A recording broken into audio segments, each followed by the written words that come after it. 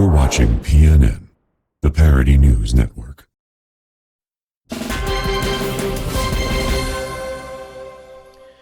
Hello and welcome to PNN. I'm Cal Rizian.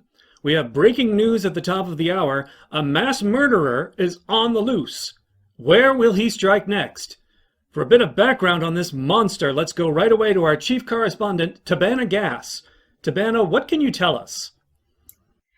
Well, Cal, in past reports, we have covered the trail of death that seems to follow the murderer in question, Luke Skywalker.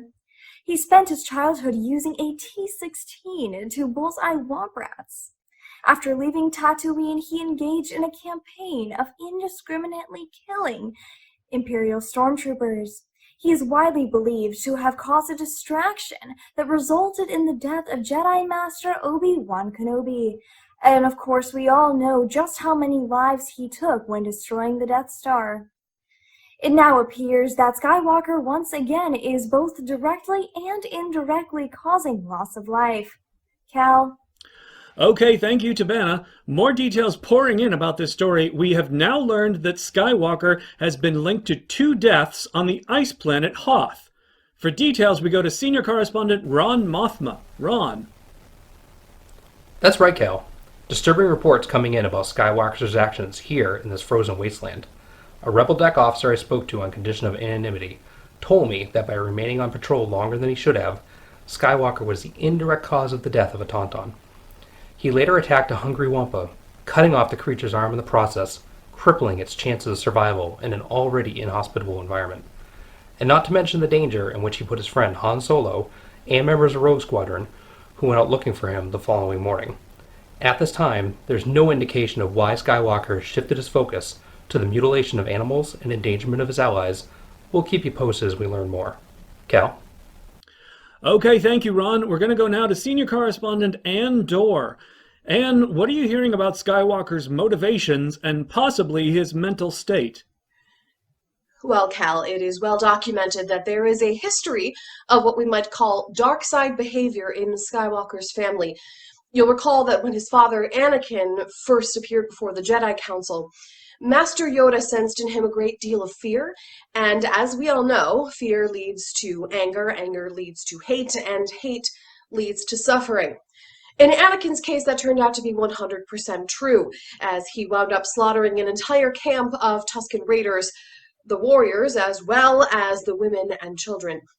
That's to say nothing of the defenseless Jedi younglings he slaughtered under Order 66, so the fact that Luke is following in these dark and bloody footprints should come as no surprise. Okay, thank you, Ann. Let's go now to our senior correspondent, Bob Fortuna, who has details of Skywalker killing again. Bob?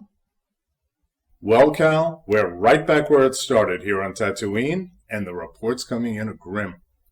We're being told that during a visit to Jabba the Hutt's palace, Skywalker stood by and did nothing while a Rancor killed and devoured a Gamorrean guard. To add insult to injury, Skywalker then killed the Rancor by dropping a giant metal gate on it and crushing its head. And now we're seeing an Instagram post from the Rancor's handler Malakili, who wrote a tearful tribute to the Rancor and ended with, "He was the best friend I ever had. Rest in peace, you magnificent creature." Bob, is there no one attempting to stop Skywalker's reign of terror? Well, Cal, Jabba himself decreed that Skywalker and a few of his accomplices be cast into the pit of Carkoon, the nesting place of the all-powerful SARLAAC, where in his belly Skywalker would find a new definition of pain and suffering as he was slowly digested over 1,000 years. This plan never came to fruition, however, as Skywalker not only used his lightsaber to strike down several skiff guards, he then employed a laser cannon to destroy Jabba's sail barge, killing everyone on board. My God. Bob, isn't Skywalker a Jedi? Shouldn't he only be using the Force for knowledge and defense, never for attack? Well, that's where Skywalker is exploiting a loophole, Cal. Before his death, Jedi Master Yoda informed Skywalker that he would not be a Jedi until he confronted Darth Vader. So, technically, he's not a Jedi yet, and can murder as much as he chooses. Cal?